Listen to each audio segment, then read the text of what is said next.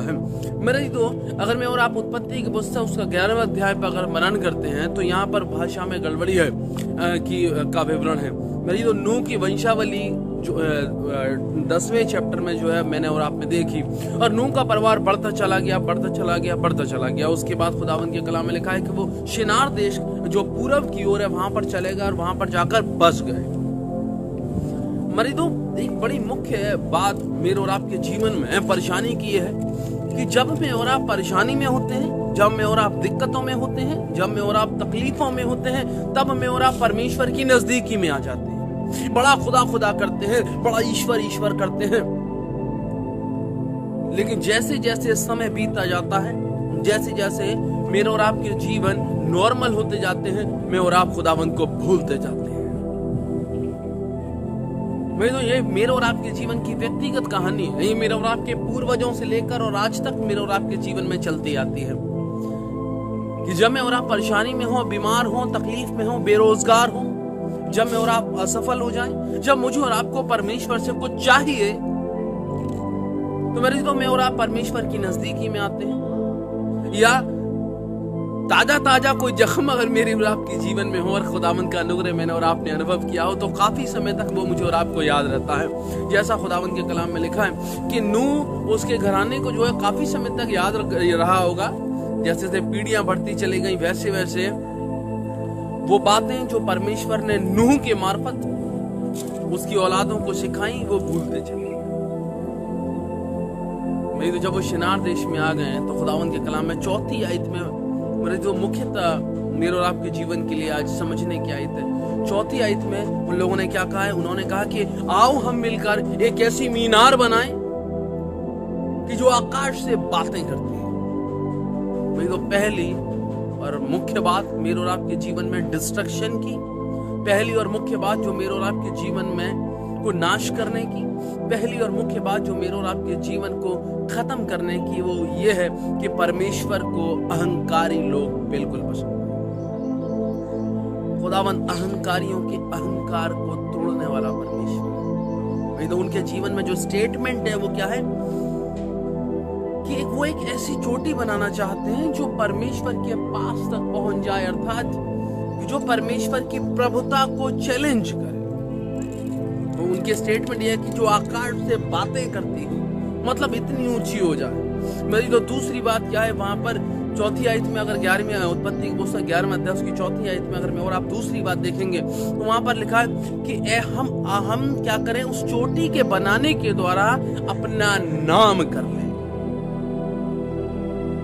मेरी तो आज सारा संसार जो है कहीं ना कहीं अहंकार से ग्रसित हो गया है। सारा संसार कहीं ना कहीं जैसे कोरोना इन्फेक्शन जो है हम एक दूसरे से लग रहा है और बड़ा ये खतरनाक है, वैसी मेरे तो इससे भी खतरनाक वायरस जो है वो अहंकार का है। निश्चित तौर पर जान लेना कि जब तक मैं और आप इस अहंकार के वायरस से मुक्त नहीं हो जाएंगे और तब तक खुदावंद मेरे और आपके जीवन पर अपना अनुग्रह नहीं करेगा।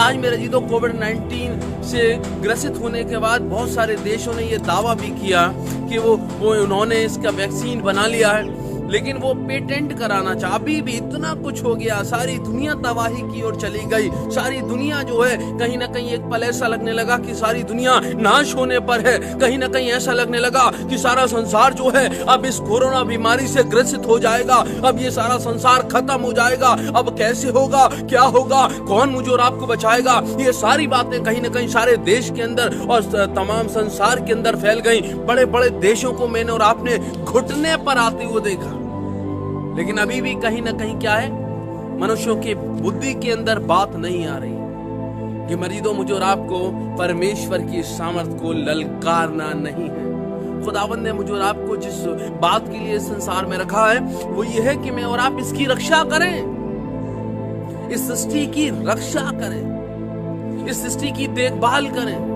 मैं और आप एक दूसरे की रक्षा करें, मैं और आप एक दूसरे के दुख में, सुख में, परेशानी में, पीड़ा में, दिक्कतों में खड़े रहें। खुदावंद ने मुझे और आपको इंस्टीट्यूशन करके ठहराया कि मैं और बाइबल कहती है अगर एक गिरे तो दूसरा उसे संभाल ले। मेरी तो कहीं ना कहीं परमेश्वर मेरे और आपके जीवन के अंदर, मेरे और आपकी जिंदगी से यही चाहता है। लेकिन मैं और आप क्या करने में लगे हुए हैं?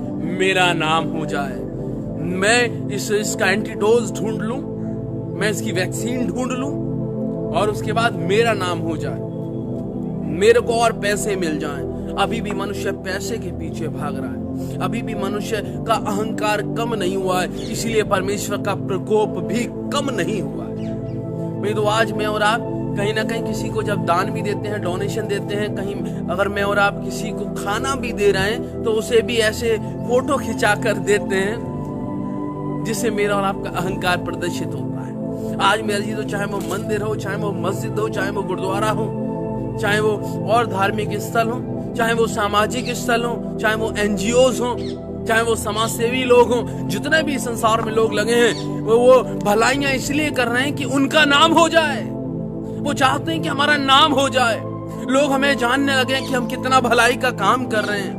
पासवान खुद बाइबल की बातों को भूल कर अपनी दान देते समय फोटोएं खिंचवाकर फेसबुक और व्हाट्सएप और ट्विटर पर और तमाम सोशल साइट्स पर डाल रहे हैं कि उनका नाम हो जाए। मैं तो खुदावन को ये बातें बुरी लगती है। तो जब मैं और आप अपने जीवनों में अपने परमेश्वर से ज्यादा अपना नाम करना चाहते हैं, निश्चित तौर पर जान लेना खुदावन का अनुग्रह, खुदावन की आशीषें और परमेश्वर की करुणा जो मेरे और आपके जीवन के लिए सदा की है वो चली जाती है। मेरी दो मनुष्य किस लिए काम कर रहा है कि उसका नाम हो। मेरी दो चौथी आयत अगर मैं और आप पढ़े उत्पत्ति 11 में तो यहाँ एग्जैक्टली जो मैं आपको बता रहा हूँ एग्जैक्टली वही लिखा हुआ है। 11वीं आयत में अगर मैं 11 की 4 आओ हम एक गुम्मत बना लें जिसकी चोटी आकाश से बातें करती हो, इस प्रकार हमारा नाम हो जाए। मैं तो आज मनुष्य चाहे वो चर्च हो उसमें भी अगर दान दे रहा है तो वो इसलिए दे रहा है कि उसका नाम हो जाए।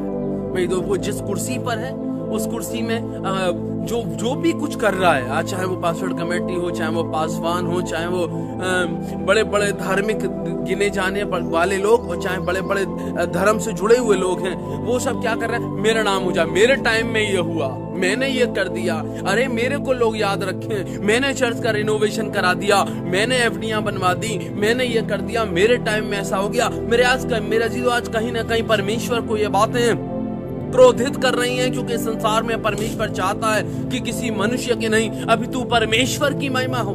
आज मनुष्य ने परमेश्वर की महिमा को चुरा लिया है। मैं तो खुदावंद ने शायद रहम कर कर मनुष्य जोनी को वो बुद्धि दे दी होगी जो वैक्सीन बनाने की है। खुदावंद ने शायद वो ज्ञान दे दिया होगा जो अभी भी मनुष्य जोनी को छुटकारा देने का है, लेकिन अभी भी मनुष्य बाज नहीं आ। वे तो मनुष्य को चाहिए कि वो अपने घुटनों को परमेश्वर के चरणों में झुका दे, तभी मेरा तो जीवन नॉर्मल होगा। अन्यथा जब मैं और आप अपनी बुद्धि का इस्तेमाल करेंगे, अपने समझ का इस्तेमाल करेंगे तो गड़बड़े होंगी ही होंगी। अगर मेरी दो तीसरी आयत में देखें कि इसी उत्पत्ति 11 की तीसरी आयत में देखें तो मनुष्य ने क्या किया, उसने चूने के स्थान पर मिट्टी के गारे का इस्तेमाल करना चालू कर दिया और पत्थरों के स्थान पर पकी हुई ईंटों का इस्तेमाल, मतलब टेक्नोलॉजी पर वो भरोसा करना है। कहीं ना कहीं उसके दिमाग में टेक्नोलॉजी आ गई है, कहीं ना कहीं वो अपने चीजों को बदल रहा है। मेरी तो जबकि मैं और आप अगर सांसारिक तौर से भी देखें तो अंग्रेजों के जमाने के चूने की जो दीवारें हैं वो 100 साल से आज तक ऐसे कैसे खड़ी हुई हैं। और हमारे देश में बहुत सारे हिस्टोरिकल प्लेसेस हैं, उसमें ताजमहल या जो भी लाल किला या किसी भी अगर आप बिल्डिंग को आप देख लें तो पत्थर के इस्तेमाल की गई चीजें आज 100 सालों से खड़ी हुई हैं। लेकिन मेरी तो वो क्या कर रहे हैं, चूने के स्थान पर मिट्टी के गारे का इस्तेमाल कर रहे हैं और पत्थरों के स्थान पर ईंटों का इस्तेमाल कर रहे हैं। अगर मेरा जी तो मैं और आप अपनी योजनाओं को परमेश्वर से परे रखकर प्रारंभ करेंगे, अगर मैं और आप अपनी योजनाओं को परमेश्वर के कहीं ना कहीं तुल्य होने के लिए, कहीं ना कहीं परमेश्वर की समान बनने के लिए अगर प्रारंभ करेंगे, निश्चित तौर पे जान लेना कि गड़बड़ियां होंगी ही होंगी। भाई दो एक और चौथी आयत में तीसरा रीजन जो है उनके बनाने का है वो क्या है, ऐसा न हो कि हमें सारे संसार में फैलना पड़े। मैं तो यहाँ भी ये बात भी कहीं ना कहीं परमेश्वर को पसंद नहीं है, क्योंकि खुदावंद ने जब नूह को आशीर्वाद दिया तो क्या दिया, सबसे पहले खुदावंद ने जब आदम को आशीर्वाद दिया तो खुदा ने आशीर्वाद दिया था फूलो फलो और पृथ्वी भर में भर जाओ, पूरी पृथ्वी में फैल जाओ। खुदावंद ने मनुष्य जोनी को पूरी पृथ्वी में फैल जाने के लिए आशीर्वाद दिया था और बनाया था। नूह को जब आशीर्वाद दिया तो परमेश्वर ने यही कहा कि पूरी पृथ्वी में फैल जाओ और भर जाओ। लेकिन मेरे जी तो ये लोग क्या कर रहे हैं? ये लोग इसलिए मीनार बना रहे हैं कि इन्हें पृथ्वी में फैलना न पड़े। भाई तो बहुत महत्वपूर्ण बात जीवन की है कि मेरे तो जो जिन कामों को करने का अगर रिजल्ट या उद्देश्य अच्छा नहीं है, निश्चित तौर पे जान लेना खुदावंद उसे कभी पूरा नहीं होने देगा। जिन लोगों का जुड़ना डिस्ट्रक्टिव कामों के लिए है, जिन लोगों की यूनिटी जो है वो परमेश्वर को नागवार गुजरती है, जिन लोगों की यूनिटी जो है वो बुरे कामों को करने के लिए अगर वो यूनाइट हो रहे हैं तो खुदावंद उनकी यूनिटी को तोड़ देगा।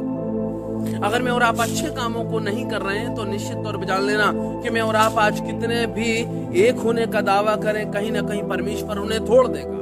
मैं ये ग्रुपिज्म जो मैं और आप परमेश्वर की तौहीन करने के लिए, मैं और आप परमेश्वर के भवनों में परमेश्वर के दासों की तौहीन करने के लिए, अगर मैं और आप ये ग्रुपिज्म कहीं ना कहीं खुदावंद के भवन में खुदावंद की सेवाओं को रोकने के लिए अगर मैं और आप कर रहे हैं तो खुदावंद ने तोड़ देगा। निश्चित तौर पर जान लेना मैं तो ग्रुप परमेश्वर सिर्फ उन्हीं के स्थापित रखेगा जो परमेश्वर को महिमा देंगे, न कि अपने आप, न कि इसलिए कि हमारी नाम धराई हो जाए कि हमारे पास रेट के टाइम में ये हुआ, मेरे समय में ये हुआ, जब मैं पादरी था तो मैंने ये बनवा दिया, वो बनवा दिया, ऐसा करा दिया, वैसा करा दिया। निश्चित तौर पे जान लेना अगर कहीं भी मेरे मन के अंदर भी ये विचार आ गया, मेरी जिंदगी से भी अगर खुदावंद को लाल तान मिल गई, वो महिमा जो परमेश्वर को मिलनी चाहिए, अगर कहीं ना कहीं मैंने उसे लेने का प्रयास किया तो खुदावंद खुद मुझे भी श्रापित कर देगा।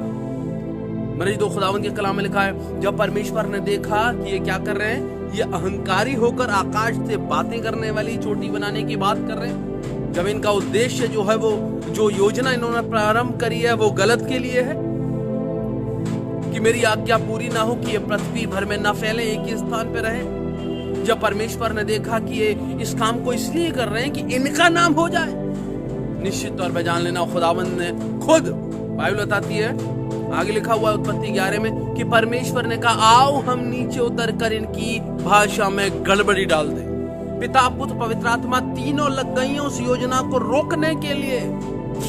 निश्चित तौर पर जान लेना अगर मैं और आप परमेश्वर से अपार्ट होकर, परमेश्वर से अलग होकर, परमेश्वर को नीचा दिखाकर अगर कुछ योजना कर रहे हैं, अगर मैं और आप अपने अहंकार वश किसी काम को प्रारंभ कर रहे हैं, अगर मैं और आप अपने अहंकार को सेटिस्फाई करने के लिए किसी काम को कर रहे हैं, अगर मैं और आप अपनी पदवी, अपनी पोजीशन के अहंकार में आकर किसी काम को कर रहे हैं, अगर मैं और आप अपनी पदवी का रुतबा दिखाने के लिए, अपना रुतबा दिखाने के लिए अगर किसी काम को कर रहे हैं, निश्चित तौर पर जान लेना खुदावंद उस योजना को पूरा नहीं होने देगा और उसके साथ साथ उस ग्रुप को तोड़ के रख देगा।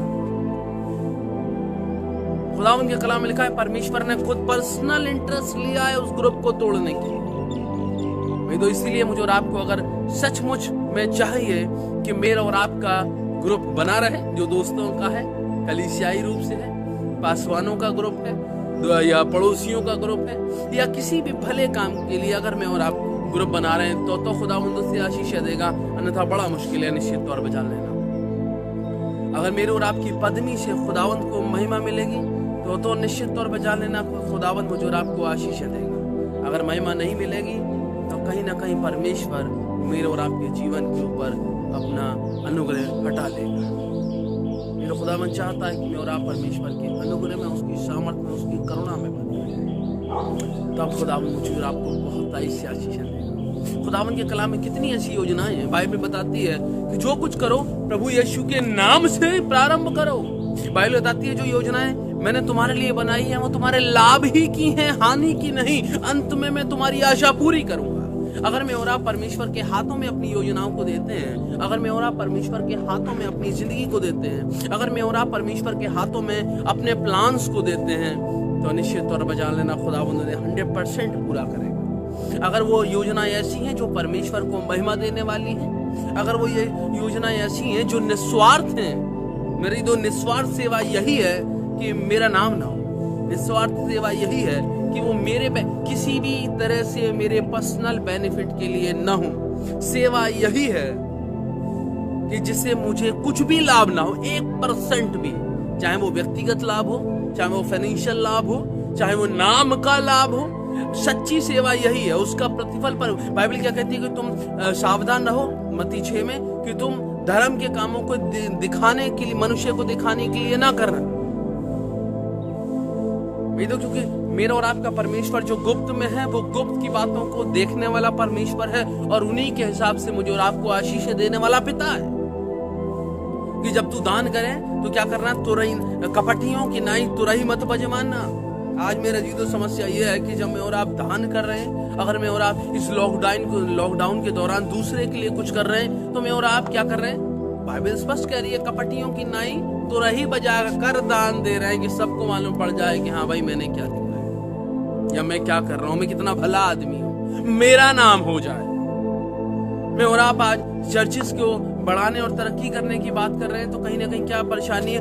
मेरा नाम हो जाए, मैं पासवान था इसलिए ऐसा हो गया, मैं मेरी पास्टर कमेटी का मैं मेंबर था इसलिए ऐसा हो गया, मैं ट्रेजरर था इसलिए ऐसा हो गया, मैं प्रॉपर्टी चेयरमैन था इसलिए ऐसा हो गया, मैंने ये करा दिया। लेकिन मैं जो निश्चित तौर पर जान लेना, मैं और आप इस संसार में कुछ भी कराने वाले नहीं है। जो कराने वाला है वो परमेश्वर है। मेरा एक नॉन क्रिश्चियन फ्रेंड है, राजेश गोला। मैं जब भी आगरा जाता था, वो अब तो लॉकडाउन के दौरान काफी टाइम से नहीं गया, जब भी आगरा जाता हूँ बहुत पैसे खर्च करता था। एक दिन मैं उससे पूछा, मैंने भाई तू मेरे पे इतने पैसे क्यों खर्च करता है? उसने बड़ी उत्तम बात मेरे जीवन के लिए कही जो मुझे सीखने को मिली। उसने कहा, भाई मैं कौन हूं कि तेरे लिए कुछ पैसा खर्च करूं? ईश्वर ने तेरे हिस्से के पैसे मुझे दिए, मैंने खर्च किए, मैं तो सिर्फ जरिया हूं, देने वाला तो वो है। अगर वो मुझे नहीं देता तो मैं कौन होता हूं कि मैं तेरे ऊपर खर्च करूं? भाई तो मैं और आप कोई नहीं है कि मैं और आप किसी के लिए कुछ कर पाए। खुदावंद ने मुझे और आपको सिर्फ पात्र मात्र ठहराया है कि उसने मुझे और आपको इस्तेमाल कर लिया, मुझे और आपको धन दे दिया, मुझे और आपको योग्यताएं दे दी, मुझे और आपको आशीषें दे दी, मेरे और आपके जीवन के लिए जरिए तैयार कर दिए कि मेरी जिंदगी इस्तेमाल कर ली जाए किसी और के लिए। सिंपल, बस इतनी सी बात है। और पात्र अगर ये सोचे कि उसी से सब कुछ चल रहा है, परमेश्वर अगर वो पात्र ना हो तो परमेश्वर का काम नहीं होगा, परमेश्वर की योजनाएं रुक जाएंगी। अगर वो पात्र ये सोच ले कि अगर वो नहीं होगा तो बड़ी गड़बड़ हो जाएगी, खुदा का काम तो रुक जाएगा। अरे इसके घर में रोटी आ ही नहीं सकती थी अगर मैं पैसे नहीं देता, अरे इसका ये काम हो ही नहीं सकता था अगर मैं नहीं होता। तो निश्चित तौर पर जान लेना, मैं और आप बड़ी भ्रांति में हैं। ये तो करने वाला परमेश्वर है। खुदावन सिर्फ मुझे और आपको चुनता है कि मैं और आप भले काम करें, और ये मेरे और आपके जीवन के लिए सौभाग्य है कि खुदा ने मुझे और आपको भले कामों के लिए चुना है। इसलिए ज्यादा से ज्यादा भलाई करते रहे। सुलेमान बादशाह सोपदेशक की पुस्तक उसका 3रा अध्याय और उसकी 12वीं आयत में कहता कि मैं जान गया हूं कि मनुष्य के लिए आनंद करने और भलाई करने से उत्तम कुछ भी नहीं। मुझे और आपको भलाइयां करनी है इस दौरान, मुझे और आपको अहंकारी नहीं होना। मैं और आप अपने लिए कुछ भी ना करें। ऐसा ना हो कि मेरा नाम हो जाए, मेरी नाम धराई हो जाए, लोग मुझे याद रखें, लोग मेरे समय को याद रखें। नहीं, खुदावंद मेरे और आपके जीवन को इस्तेमाल कर रहा है। मैं और आप खुदावंद का धन्यवाद दें, मैं और आप खुदावंद का धन्यवाद दें कि परमेश्वर ने मुझे और आपको अपनी महिमा के लिए इस्तेमाल किया है। मेरी तो उत्पत्ति की पुस्तक उसका 11वां अध्याय उसकी 4थी आयत जो कह रही है, वो क्या कह रही है कि उन लोगों के मन में क्या था कि हमें एक ऐसी चोटी बनाए जो आकाश से बातें करे। कई बार हमारे जीवन में क्या होता है, मैं ऐसा घर बनाऊंगा जो पूरी बना देवी में या किसी पूरे कलीसिया में किसी का नहीं होगा, मैं ऐसी गाड़ी लूंगा जो किसी के पास नहीं होगी, मैं ऐसी ये कर दूंगा जो किसी के पास। मेरे जी तो कहीं ना कहीं मैं और आप अपनी सेल्फ बूस्टिंग के लिए सब कुछ करने को तैयार है। निश्चित तौर पर जान लेना मेरे जी तो खुदावंद को सेल्फ बूस्ट करने वाले लोग पसंद नहीं है। और वो लोग क्या कर रहे हैं, वो यही तो कर रहे हैं कि हमारा नाम धराई हो जाए। अगर मैं और आप इस काम के लिए किसी योजना को प्रारंभ कर रहे हैं, खुदावंद रोक देगा उसे। अगर आप अपनी योजना की सफलता चाहते हैं तो निश्चित तौर पे उस योजना से परमेश्वर को आशीषें मिलनी चाहिए, तब मेरे और आपकी योजना सफल हो। मैं तो आगे जो है वो नूह के आगे पूरे परिवार का जिक्र है, उसमें 13 उसकी औलादों का जिक्र है, पूरी वंशावली है। एंड में 11वें चैप्टर में भाषा में गड़बड़ी हो गई। परमेश्वर ने क्या किया, उतर कर उन तमाम लोगों की भाषाओं में गड़बड़ी डाल दी। वो सब एक दूसरे की भाषा को नहीं पहचान पाए, और वो अंत में क्या हुआ, अंत में यह हुआ कि वो सब तितर बितर हो गए और पूरे पृथ्वी में फैल गए। भाई तो अंत में वही होगा जो परमेश्वर की इच्छा है। मैं और आप कितना भी अपने जीवन में कर ले, मैं और आप कितना भी ये सोच लें कि ये मैं कर रहा हूं, ये मैंने किया, नहीं, एंड हमेशा परमेश्वर की इच्छा के अनुसार ही होगा। और मुझे और आपको अपने जीवन को भी यही याद करते हुए चलाना है कि अंत में मेरे जीवन पे, अंत में मेरे परमेश्वर के भवन में, अंत में मेरी पासठ कमेटी कॉन्फ्रेंस में, अंत में मेरी खुद की जिंदगी में, अंत में मेरे परिवार में, अंत में मेरे बच्चों के लिए, अंत में मेरे पड़ोसियों के लिए, अंत में मेरी कलीसिया के लिए, अंत में मेरे शहर के लिए, अंत में मेरे देश के लिए, इस हर अंत में हर एक मनुष्य जोनी के जीवन के ऊपर वही होगा जो परमेश्वर की इच्छा होगी। मैं और आप कितना भी उसे रोकने का प्रयास कर लें, निश्चित तौर पर जान लेना एंड हमेशा परमेश्वर की इच्छा अनुसार ही होता है। इसलिए मुझे और आपको अगर एंड परमेश्वर की इच्छा अनुसार होना है तो प्रारंभ भी परमेश्वर की इच्छा अनुसार ही करा ले, निश्चित तौर पर जान लेना, तब वो योजनाएं सफल होगी। अगर मैं और आप प्रार्थनाओं के द्वारा अपनी जिंदगी खुदावंद के हाथों में दे देंगे, परमेश्वर की सामर्थ्य के बारे में अपने आप को दे देंगे, खुदावंद मुझे और आपको आशीष और बरकत देगा और मेरी आपकी योजनाएं सफल होंगी। मेरी तो निश्चित तौर पर जान लेना, हम सबके जीवन का करने वाला परमेश्वर ही है। रजदाऊद कहता वही तो है जो आकाश और पृथ्वी का करता है, वचन 121 उसकी दूसरी आयत। वही है जो सब कर रहा है, वही है परमेश्वर है जो सब चला रहा है, उसको उसी की चलाने दो, तब मेरे और आपके जीवन खुशियों से, आशीषों से और बरकतों से भर जाएंगे। मैं और आप प्रार्थनाएं करते रहें एक दूसरे के लिए, मैं और आप एक दूसरे का भला करते रहें, मैं और आप अपने अहंकार को तोड़कर परमेश्वर की महिमा के लिए अपने जीवन को इस्तेमाल करते रहें। तो सच में हम खुदावंद का धन्यवाद दें। मेरे दो उसके बाद नूह की वंशावली जब आगे बढ़ी है तो 13 के पुत्रों तक पहुंच गई है। उसके बाद इब्राहिम के जीवन में उत्पत्ति 12 से इब्राहिम का जीवन आ गया है। कल से मैं और आप इब्राहिम के जीवन के ऊपर मनन करेंगे। मैं तो याद रखें मेरे और आपकी ये योजना है जो परमेश्वर में प्रारंभ हुई है कि मैं और आप पूरे बाइबल के ऊपर थोड़ा हर चैप्टर के ऊपर मनन करें। इसलिए उत्पत्ति 12-13 मेहरबानी से अपने घरों से पढ़कर आए, जिससे कि आसान हो जाए, कम समय में कम शब्दों में खुदावंद के इस कलाम को सुनना, इसे समझना, जिससे कि मैं और आप कवर टू कवर पेज को जो है वो पूरा कर सकें। लॉकडाउन के दौरान मैंने और आपने इसे शुरू करा है। बाइबल कहती है जो भला काम मैंने तुझ में शुरू करा है अंत के दिन तक उसमें लगा रहे। मेरे लिए भी आप लोग प्रार्थनाएं करते रहें और मैं आपके लिए प्रार्थनाएं कर रहा हूँ कि ये भला काम जो जेनेसिस उसके पहले चैप्टर से मैंने और आपने समझने का शुरू किया है, ये रेवलेशन के एंड के चैप्टर तक मैं और आप स्टडी करते रहें। प्रभु आप सबके साथ रहे, आप सब पर अपना अनुग्रह बना के रखे। प्रार्थना में अपने सरों झुकाएंगे और